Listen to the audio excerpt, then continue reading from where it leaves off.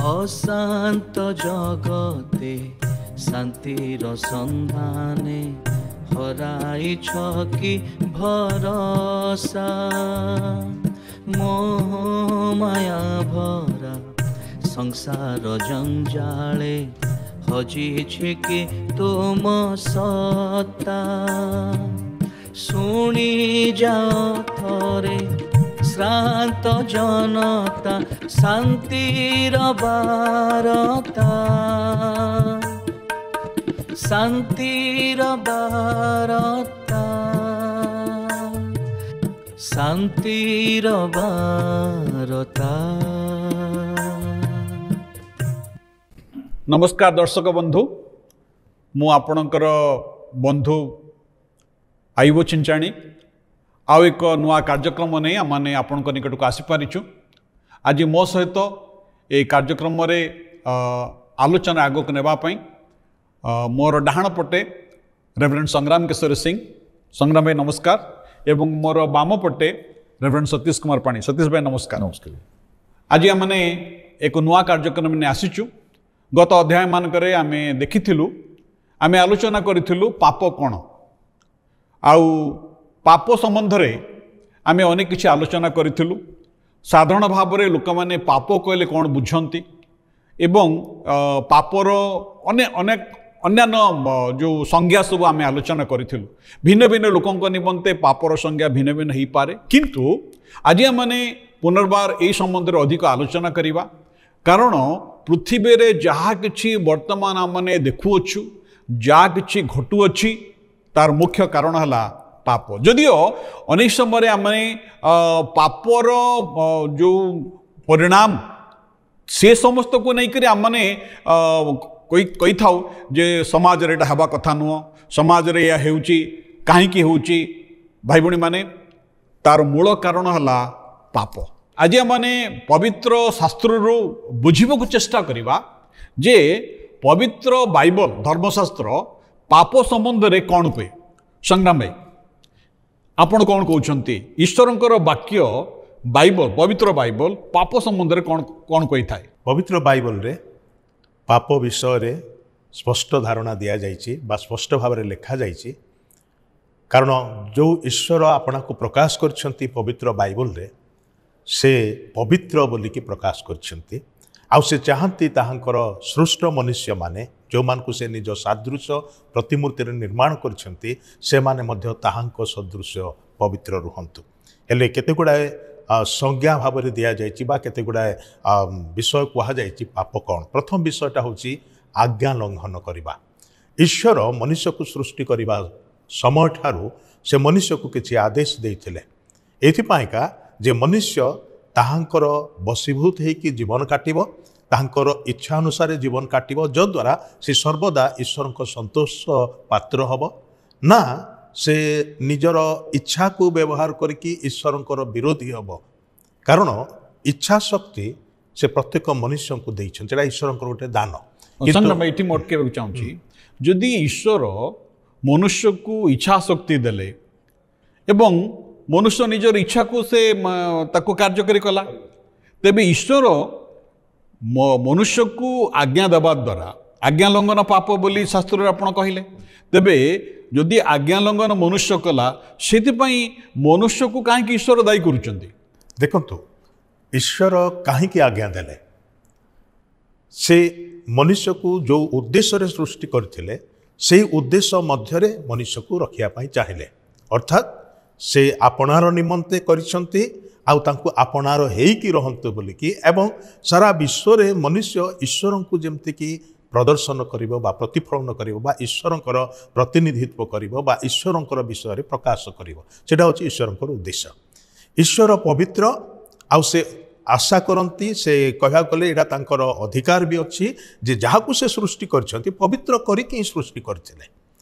किंतु पाप कौन बोले जो प्रश्न पचारा गला आ बाइबल से विषय यहाँ कहूँ जमती कि लिखा अच्छी ईश्वर वाक्य मुझे तो पढ़ी शुणेबी दर्शक बंधु मान निमंते प्रथम जोहन 3 पर्वर 4 पदर लिखा अच्छी जे कहीं पाप करे से मध्य आज्ञा लंघन करे कारण व्यवस्था लंघन ही पाप बा आज्ञा लंघन ही पाप। एबे ये देखंतु इच्छा शक्ति मनुष्य को परमेश्वर देकी गढ़ी से मनुष्य को से गोटे गोटे मेसीन भाव में तैयारी करना मेसीन को आपड़ जमी प्रोग्रामिंग करेंगे से अनुसार से सीमा भितर रे सब सेटा ही कर भिन्न किसी कर किंतु मनुष्यर सृष्टि में एमती भाव में परमेश्वर तैयारी करछंती आउ से इच्छा शक्तिटा जोड़ा देइछंती इच्छा शक्ति को से केमिति व्यवहार करिवो सेटा ईश्वर देखा चाहती ना आपण कौन भावुना से जो बाइबल जो पदटा अच्छी जे कि पाप करे से मध्य व्यवस्था लंघन करे कारण व्यवस्था लंघन ही पाप आपण कौन भावुना जे ईश्वर जेतेबेले मनुष्य को से इच्छा शक्ति देले मनुष्यर मध्य किसी इच्छा करिवार शक्तिटा अच्छी तेणु जदि मनुष्य व्यवस्था लंघन कला ताकू ईश्वर कहीं पाप बोली विवेचना करते कारण हूँ इच्छा शक्ति रहिबा बा इच्छा को व्यवहार करबा सेटा किछि भूल नुहे किंतु इच्छार अपव्यवहार करबा होछि असुविधा एबे एई क्षेत्र रे ईश्वर स्वाधीनता दैछंती किंतु से स्वाधीनतार अपव्यवहार करबा उदाहरण स्वरूप घरे परिवार भितर माने बापा माँ पिला माने भाई भौणी सब रहुछु प्रतिटी परिवार किछि गोटे नियम अछि से नियम को मानि चलिले श्रृंखला थाए शांति थाए उत्तम बुझामणा थाए परिवार भितर कौन प्रकार असुविधा न थाए किंतु जेतेबेले पिला माने से नियमर बाहर को पलांती उदाहरण स्वरूप पिला माने युवा युवती पिला माने बाहर को जाती किसी कार्य कि ट्यूशन पाई कि कौन पाई भी बापा माँ कही थांती पुअरे झीरे संध्या 6टा है घर को पलि आसबू बाहर रही किंतु पिला माने जदि राति 10टा 11टा 12टा बेले को फेरिबे के गोटाए बेले को फेरिबे एटा सब बेले गोटे प्रश्नवाची रहेला एवं हुई तो पिला भिन्न दिग को जाउची भूल संस्पर्श रे आसीची किछि गोटे असुविधा मध्य अच्छी यही द्वंद्व सृष्टि हुए बापा माँ बहुत चिंता बढ़ी जाए एवं पिलाटी मध्य से कौन कर मोर इच्छा को मु व्यवहार करुच्ची किंतु तार अर्थ नुहे जे मोर इच्छा को नहीं कि मु खराब सांग मान संगे समय नष्ट कर समय को बर्बाद करी घर श्रृंखलाटा को भांगी कारण सबू बापा माँ चाहती निजर पिला माने ठीक समय मध्य घर को आसी सुरक्षित रहतु बाहर लेट नाइट पर्यंत बुलवा सब भल विषय नुहे लेट नाइट रे बेसी बुलिले इवन पुलिस मध्य पचार ये कौन कर तुम्हें कहीं तुम घर ना कि घर को कहीं जाओ ना ताने सामाजिक दृष्टिकोण हो कि पारिवारिक दृष्टिकोण हो गोटे गोटे साधारण नियम रोचे से नियम प्रत्येक पालन करंतु एटा समस्ते चाहते आमर सरकार मध्य चाहे आम सरकार लागू कर नियम गुड़ी को पालन करूँ विचारालय चाहे जहाँ सब नियम अच्छी आम से पालन करूँ प्रतिटी परिवार से अच्छी जदि मनुष्य पाखे एत विषय अच्छी जो मनुष्य को ईश्वर सृष्टि से नियम रखिंट से इच्छा को व्यवहार करवा किंबा इच्छार अपव्यवहार करवा सेटा आम मान निर्भर कर अपव्यवहार करूँ सेटा को परमेश्वर कहते यहाँ बहुत बढ़िया कथा कहले आपण बहुत बढ़िया कथा कहले ईश्वर जेहेतु आम को इच्छा शक्ति देइचंती से इच्छा शक्ति को आम मैंने सत् भाव में व्यवहार करूँ ताको अपव्यवहार न करूँ आउ जेतेबेले आम मैंने आमर इच्छा शक्ति को अपव्यवहार करिथाउ सेतेबेले आमे आम उपर को विपद डाकी थाउ रेवरेंड पाणी आज्ञा आपण ए विषय आ कोन कहिबा पई चाहउछंती निश्चित भाव में आमे पूर्वरु यही जो विशेष एक आलोचना पाप विषय आलोचना गोटे साधारण आलोचना सहित सामान नुहे एथिपाई एक भिन्न चिंताधारा रे आलोचना माने करूचु एवं समस्ते मध्य यही प्रकार आलोचना करिबा द्वारा आमे यार समाधान उपरे पहुंची परिबा जेमति किछि समय पूर्व रेवरेंड सिंह कहउतिले जे मने करंतु मोर पिला माने अछंती आ मोर गोटे नियम अछि एतिक समय रे घर को फेरिबे सेतिक समय भितर घर को फेरिबार स्वाधीनता दिया जाइछि किंतु जदि मु विलंब करुच्ची एवं मो मन इच्छा कार्य करुच्ची सेटा मोर स्वाधीनता नुहे सेटा मोर स्वेच्छाचारिता ईश्वर स्वाधीनता को भल पाती किंतु स्वेच्छाचारिता को भल पाती नहीं सेतिपाई जेतोला आमे स्वेच्छाचारिता हेई जाऊ ईश्वर मनुष्य को तैयारी करिबा द्वारा सेमानको स्वाधीनता दिले एवं सेमानको पे गोटे व्यवस्था दिले किंतु सेई व्यवस्था बाहर कार्य करिबाटा होची स्वेच्छाचारिता एवं सेई प्रकार जो कार्य करा जाए ताको पाप बोली कहा जाए मु आपनको द्वितीय उत्तर देवी जे ईश्वरक विरुद्ध रे कार्य करिबा पाप एवं आउ गोटे कथा पवित्र शास्त्र आमान को कहे जे याकूब पुस्तक तार 2 अध्याय 9 पदरे जे सत्कर्म करिबा को जानी ताहा करे नाही तार मध्य पाप हुए भलो काम माने आप कहउछंती जे मु ठीक काम एटा करबा मोर दरकार अछि आज्ञा। करबा उपयुक्त उपयुक्त न्याय संगत आवश्यक आवश्यक आज्ञा। एटा जानी करी मु जब ता करे करे नहीं नहीं, हाँ। सेतेबेले सेटा पाप होय पाप हुए अच्छा। माने अनेक समय यार धारणा हमर नाही अनेक समय आमने भल काम विषय धारणा अच्छी किंतु भल काम करि पारुना आमे एई काम मोर वर्तमान करिवार आवश्यक अछि मु जानुची किंतु मु करू नै एथिरे मध्य पाप अछि यहाँ माने अनेकंकर हृदबोध नाही ए विषय मनकर किंतु शास्त्र मन को सहाय्य करे जे जदि मु सत्कर्म जानी मु करि पारु नाही तेबे भी मोर पाप होउची ए गोटे भयंकर विषय एमती आलोचना सिना करूछु माने किंतु गोटे भयंकर विषय अबिका देखंतु सत्कर्म एवं भल काम बोली भाभी देले हबनी गोटे होची भल आ गोटे होची ठीक ए दुईटा शब्द प्रति मध्य हमर ध्यान देबा दरकार कोन कहले गोटे होची भल उत्तम आ गोटे होची सठिक देखंतु सबु भल लागुथिबा विषय सठिक नुहे सेति प्रति आमनकर कर्म प्रति ईश्वर एथि पाए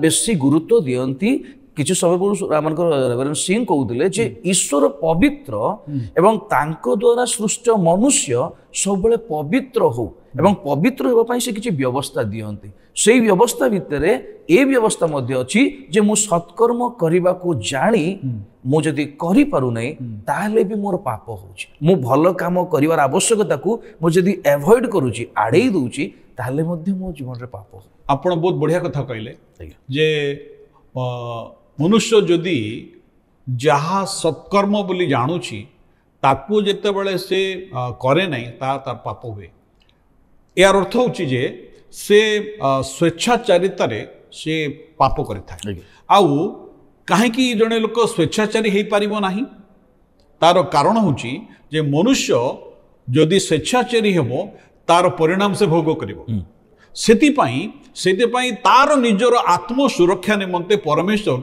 ताकू ए व्यवस्था दैछन तेबे संग्राम भाई आपण ए विषय रे शास्त्र आ कोन लिखा अछि आ गोटे विषय अछि जे पापर प्रकृत जो मूल शब्द रु आसी ग्रीक शब्द रु ताकू हामार्तिया बोली कहा जाए तार अर्थ होछि जहा जो स्तर बा जो सोपान को प्रभु आम मान को रखा चाहती सेठू उणा पड़ा उदाहरण स्वरूप जड़े धनुर्धर से तीर बिंधुची तार गोटे केन्द्र बिंदु अच्छी सेठिकी से तीर लगे दरकार जिते तीरटा जाकि से केन्द्र बिंदु रे लागुना तार साइड रे लगुची ताकू कहा जाउची मिसिंग द मार्क तामाने से लक्ष्य भ्रष्ट होला बा लक्ष्य स्थल रे पहुंचला नाही पाप होचे एमती गोटे विषय जोटा आम मान को ईश्वर देइथिबा लक्ष्य रु लक्ष्य भ्रष्ट कर दिए आम मैंने ईश्वर देइथिबा से स्तर बा से केन्द्र बिंदु रे आम मैंने फोकस कर पारुना हो कि पहुँची पारुना हो आम सेटा साइड ट्रैक हो जाओ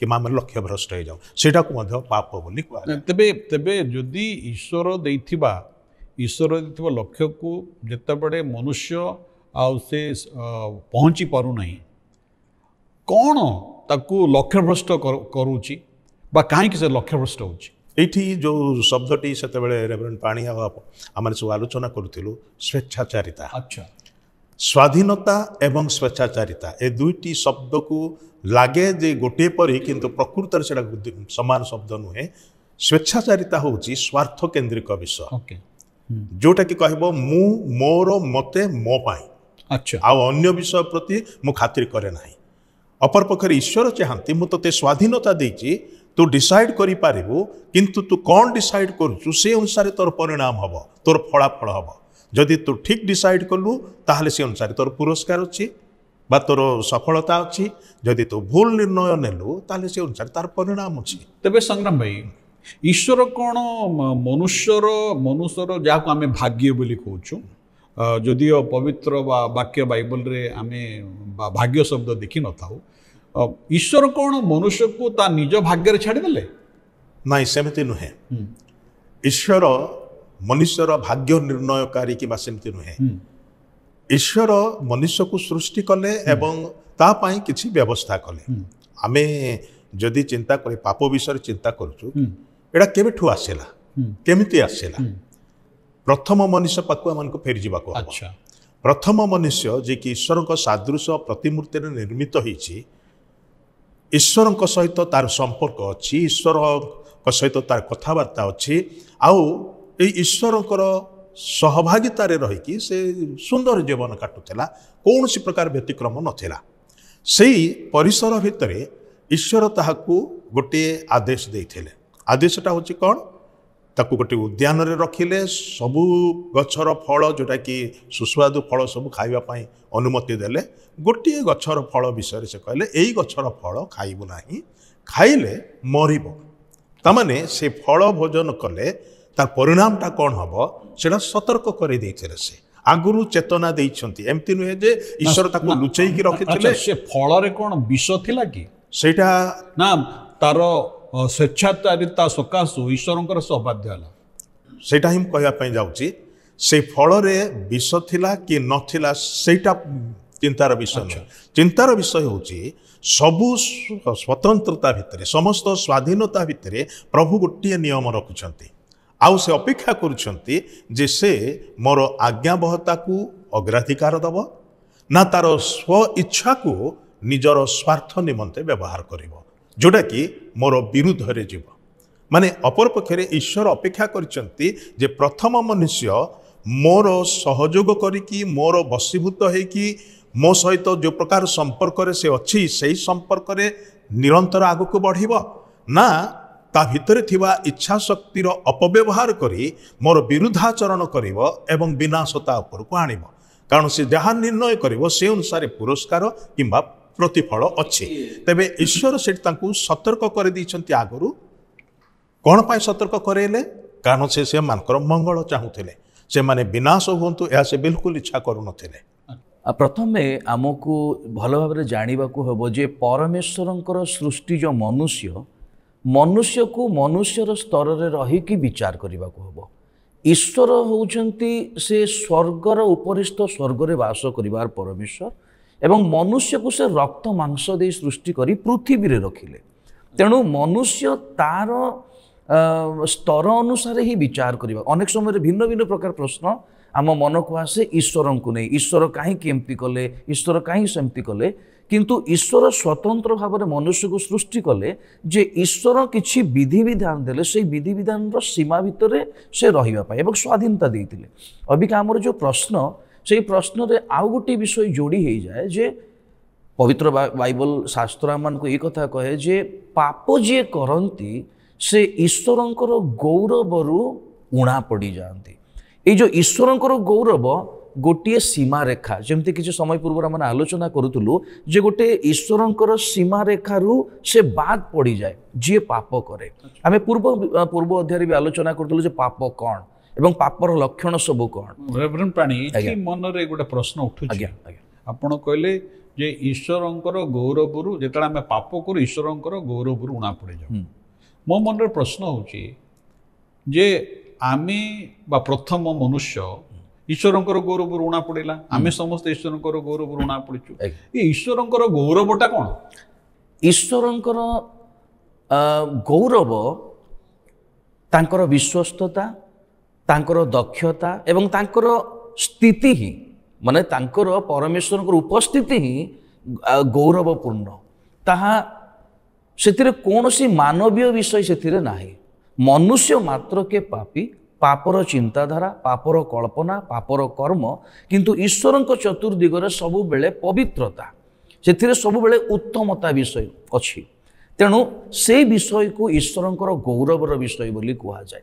ସିମ୍ପଲି କହିବା ଯଦି ତାହା ହେଉଛି ପବିତ୍ରତା, ସେଥିରେ କୌଣସି ଅପବିତ୍ରତା ବାସ କରେ ନାହିଁ। ତେଣୁ ସେଇ ପବିତ୍ରତାର ଯେଉଁ ସୀମାରେଖା, ସେଇ ସୀମାରେଖାର ବାହାରେ ରୁହେ ଜଣେ ମଣିଷ ଯଦି ପାପ କରେ। ବାକ୍ୟରେ ଗୋଟେ କଥା ଲେଖା ଅଛି ଯେ ଈଶ୍ୱର ନିଜ ଇଚ୍ଛାରେ ସବୁ ବିଷୟର ସୃଷ୍ଟି କଲେ, ନିଜେ ସୃଷ୍ଟି କଲେ ଏବଂ ନିଜ ନିମନ୍ତେ ସୃଷ୍ଟି କଲେ।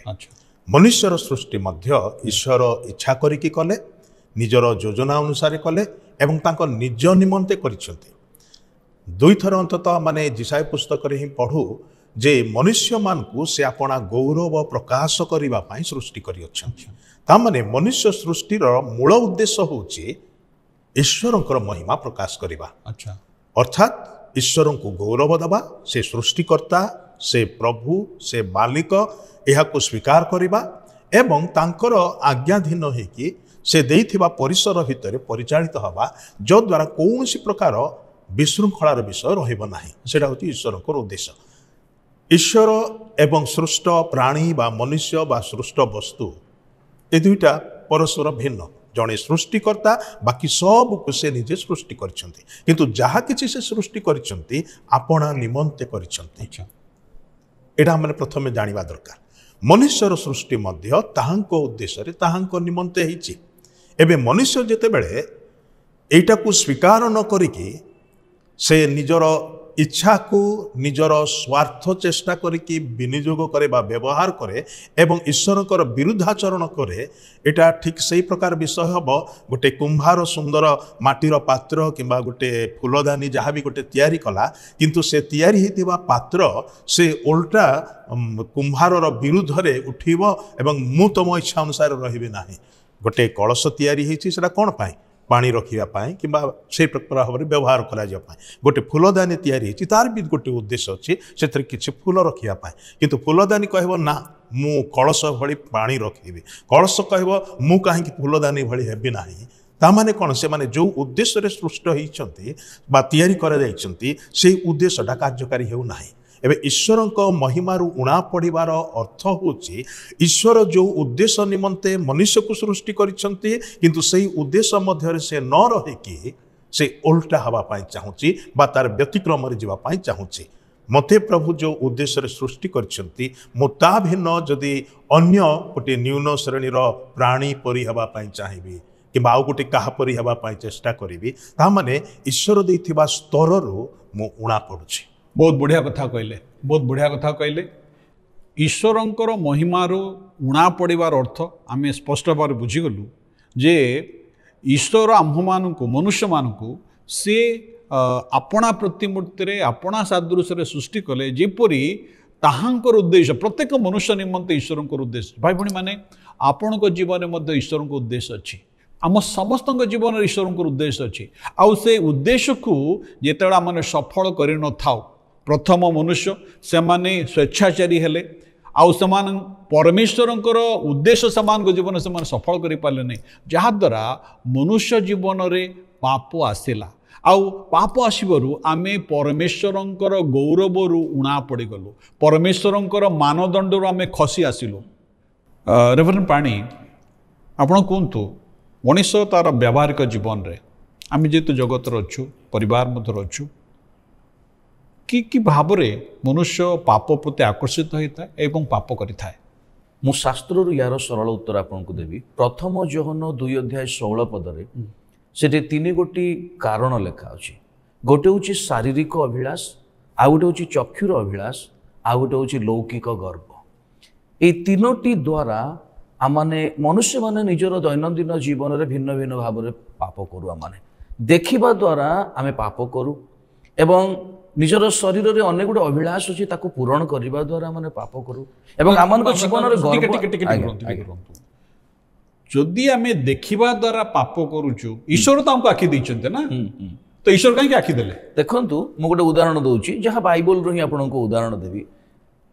ଯେ ଗୋଟେ ଧାରଣା ଅଛି ଆମମାନଙ୍କର ଯେ ଆମେ ଯଦି ବ୍ୟଭିଚାର କରୁ ତାହେଲେ ଆମେ ପାପ କରୁ। କୌଣସି ସ୍ତ୍ରୀ ସହିତ ଗୋଟେ କୁସଂସର୍ଗ ଆମେ ଯଦି ରଖିବା ତାହେଲେ ପାପ ହୁଏ। କିନ୍ତୁ ପ୍ରଭୁ ଯୀଶୁ କହିଲେ କୌଣସି ସ୍ତ୍ରୀକୁ ବ୍ୟଭିଚାର ଦୃଷ୍ଟିକୋଣରେ ଯଦି ଆମେ ଦେଖୁ ତାହେଲେ ଆମ ମନ ଭିତରେ ପାପ ଆରମ୍ଭ ହେଲାଣି। ତେଣୁ ଆମମାନେ ଦେଖିବା ଦ୍ୱାରା এই ପ୍ରକାର ଆମେ ପାପ କରୁ। ଯଦି ମୁଁ କାହାକୁ କାମ ଭାବରେ ଦେଖେ, କାହାକୁ କୁଦୃଷ୍ଟିରେ ଦେଖେ, ତାହେଲେ ମୋର ଦେଖିବା ଦ୍ୱାରା ମଧ୍ୟ ପାପ ହୁଏ, ଭାବିବା ଦ୍ୱାରା ପାପ ହୁଏ ଏବଂ ମୋର କର୍ମ କରିବା ଦ୍ୱାରା ପାପ ହୁଏ। ମୁଁ ମନେ ମନେ ଯଦି ଗର୍ବ କରୁଛି ମୋ ବିଷୟରେ, ତାହେଲେ ତାହା ମଧ୍ୟ ପାପ ବୋଲି ଶାସ୍ତ୍ର ଆମମାନଙ୍କୁ କହେ। ତ এই ପ୍ରକାର ମନୁଷ୍ୟ ସାଧାରଣତଃ ପାପ କରିଥାଏ। ରେଭରେଣ୍ଡ ପାଣି, ଆପଣ ବହୁତ ବଢ଼ିଆ କଥା କହିଲେ ଯେ ଈଶ୍ୱର ଆମକୁ ଚକ୍ଷୁ ଦେଇଛନ୍ତି ଦେଖିବା ପାଇଁ, ଈଶ୍ୱର ଆମମାନଙ୍କୁ ବୁଦ୍ଧି ଜ୍ଞାନ ଦେଇଛନ୍ତି ଭାବିବା ପାଇଁ, ଈଶ୍ୱର ଆମମାନଙ୍କୁ ହସ୍ତ ଦେଇଛନ୍ତି କର୍ମ କରିବା ପାଇଁ। କିନ୍ତୁ ଯେତେବେଳେ ଆମମାନେ କୁଦୃଷ୍ଟି କରିଥାଉ, ଯେତେବେଳେ ଆମମାନେ ମନ୍ଦ କାର୍ଯ୍ୟ କରିଥାଉ, ଆମେ ଈଶ୍ୱରଙ୍କ ବିରୁଦ୍ଧରେ ପାପ କରିଥାଉ। ତେବେ ରେଭରେଣ୍ଡ ସିଂ, ଆପଣଙ୍କୁ ଏ କଥା ଆପଣଙ୍କଠାରୁ ଜାଣିବା ପାଇଁ ଚାହୁଁଛି ଯେ ଯେତେବେଳେ ମନୁଷ୍ୟ ପାପ କଲା ବା ପାପ ପୃଥିବୀକୁ ଆସିଲା, ମନୁଷ୍ୟ ଜୀବନକୁ ଆସିଲା, ତାର ପରିଣାମ କ'ଣ? ପ୍ରଥମ ବିଷୟ ପାପ ମଣିଷ ଜୀବନରେ ଘଟେଇଥାଏ ତାହା ହେଉଛି ଯେଉଁ ସୃଷ୍ଟିକର୍ତ୍ତା ଈଶ୍ୱରଙ୍କ ସହିତ ତାର ସମ୍ପର୍କ ଥିଲା, ସେଥିରୁ ତାକୁ ସେ ବିଚ୍ଛିନ୍ନ କରିଦିଏ। अच्छा अलगा कर दिए माने से संपर्कटा छिंडी जाउछि। अच्छा आमे सामाजिक प्राणी परिवार मध्य रोचु परिवार भितर भी जदि स्वामी स्त्री हुंतु कि बापा माँ पिला माने हुंतु कि भाई भौणी हुंतु कि बंधु बांधव हुंतु एपरिकी घनिष्ठ बंधु माने मध्य जदि संपर्क रे विच्छिन्नता आसला ताहले गोटे प्रकार तिक्तता रहिबो परस्पर प्रति भूल बुझामणा रहिबो गोटे विषय आउ गोटे नकारात्मक विषय आड़कू कढ़ेनी सेटा पाप बढ़ी बढ़ी जाए। से प्रथम विषय पाप करे सृष्टिकर्ता ईश्वर ठारू मनुष्यर संपर्क रे विच्छिन्नता आने जाकू कि आमने सेपरेशन फ्रॉम गॉड बोली कि कहू ईश्वर ठारू अलगा से हो जाए। किंतु आम गोटे विषय जानी रखिबा दरकार जे सृष्टिकर्ता ईश्वरंकर तांकर दया तांकर प्रेम तांकर विश्वस्तता आमान प्रति रही बोली आम मैंने बंचिकी अच्छु। वाक्य मध्य कथा लिखा अच्छी सदा प्रभुंकर बहुविध दया हेतु आम्भे माने विनष्ट होइना हूँ तांकठारु अलगा हो जावा माने एडा होची मृत्यु संगे समान। अच्छा माने शेष हो जावा संगे समान। केवल सेतिकी नुहे पाप मध्य आममानकर मन भितरे गोटे प्रकार दोषी मनटा आने जे एटा मु ठीक कले नाही कारण मनुष्य को मध्य परमेश्वर गोटे कन्सियंस बा विवेक बोली गोटे विषयटा देछन जाकू कि आम साधारण भाषा रे कहू सतर्क घंटे कौन सी गोटे भूल पदक्षेप नेबा पूर्वरु आमे से विवेक आम मान को कही थाए जे एटा ठीक नुहे सेटा ठीक एटा ठीक नुहे किंतु बेले बेले आम कौन करू जोटा ठीक नुहे से आड़ को बेसी आकर्षित होइके सेटा करि पकाओ तेबे आममानकर मन भितरे गोटे भूल कला उतारे आममानकर विवेक आममान को गंजना दिए आममान को दोषी कराए सेटा भी हुए एवं पाप मध्य मृत्यु आने। ईश्वर वाक्य लिखा अच्छी रोमियो तार 6 पर्वर 23 पदरे पापर दंड बा पापर वेतन होची मृत्यु अपर पक्षरे ईश्वरंकर अनुग्रह दान ख्रीष्ट जीशुंक सहभागितारे अनंत जीवन अटे। ईश्वर चाहती पापी पापरे मृत्युवरण करी विनष्ट हो यह से इच्छा करते ना बाक्य लिखा अच्छे से पापीर मरण रे संतुष्ट नुहति बरं ताहांकर पुत्र को से देले पापी मनुष्य मानकर उपकार निमंते जेपरि से माने ताहांक ठारे विश्वास करने द्वारा अनंत जीवन अधिकारी हेबे। तेबे पाप कौन करे आम को मृत्यु केवल शारीरिक मृत्यु आने ताहा नुहे या परे अनंत मृत्यु आने को नहीं जाए। पाप परिणाम बड़ भयंकर अटे। बहुत बढ़िया कथा कहले भाई भणी माने आज आम मैंने आमकर दुई बंधुं ठारू आलोचन रे आम मैंने एक कथा शिखिलु जे पाप अति भयंकर विषय अटे। पाप जो मनुष्य कला से समय पाप ईश्वर ठारू आम को पृथक करदेला। पाप मनुष्य जीवन रे अशांति आनिला तिक्तता आनिला पाप मनुष्य जीवन में नैराश्यता आनिला पाप मनुष्य को तार दास करदेला। पाप आमान को ईश्वर ठारू केवल पृथक ला ताहा नुहे आमानकर जीवन रे मृत्यु मध्य आनिला एवं अनंतकालीन मृत्यु मध्य आनिला। तो ईश्वर धन्यवाद हो ईश्वर धन्यवाद हो जे ईश्वर आमान को प्रेम करते ईश्वर आपण को प्रेम करते आउ आमे जेपरि पापरे न मरिबो आमे जेपरि पापर उद्धार पाइबो से तांकर एकमात्र अद्वितीय पुत्र जीशुख्रीष्ट को दान कले जे आममान निमंते जगत को आसिले मनुष्य ही आसिले एवं आममानकर पापर प्रायश्चित काल्वरी क्रूस से साधन करि अछंती। आज जे के तांकठारे विश्वास करिवो से विनष्ट नहीं अनंत जीवन प्राप्त हबो। आपण कौन से अनंत जीवन पाइबा पई चाहती पापर उद्धार पाइबा पई चाहती आपण पाप क्षमा पाइबा पई चाहती ताले प्रभु जीशु आपण को आह्वान करुचंते से आपण को निमंते आपणकर प्रायश्चितर समस्त मूल्य परिशोध करिसंते। आपण को किछि करिवा दरकार नै आपण को कुआडे जीवा दरकार नै केवल तांको ठारे सरल हृदय रे जदि विश्वास करिवे तांको हृदय मध्य को निमंत्रण करिवे हे प्रभु जीशु आपण मोर हृदय को आसंतु मु आपणकर क्षमा ग्रहण करबा पई चाहूची मु आपणकर संतान हेबा पई चाहूची ईश्वर आपण को तांकर संतान करिवे अनंत जीवन देवे। एही संबंध रे जदि आपण अधिक जानिबा पई चाहंती टेलीविजन स्क्रीन रे जो ठिकाना देखुचंती जो व्हाट्सएप नंबर देखुचंती जो फोन नंबर देखुचंती आम सहित जोगाजोग करंतु। आपणकर जदि कोनोसी प्रश्न अछि संदेह अछि आपण निश्चित आम को जणांतु आमे आपणकर प्रश्न उत्तर देबा पई चेष्टा करिवो। आगामी अध्याय रे पुनि थरे आपणक सहित देखा हबो से समय पर्यंत विदाय नौचु। नमस्कार। नमस्कार।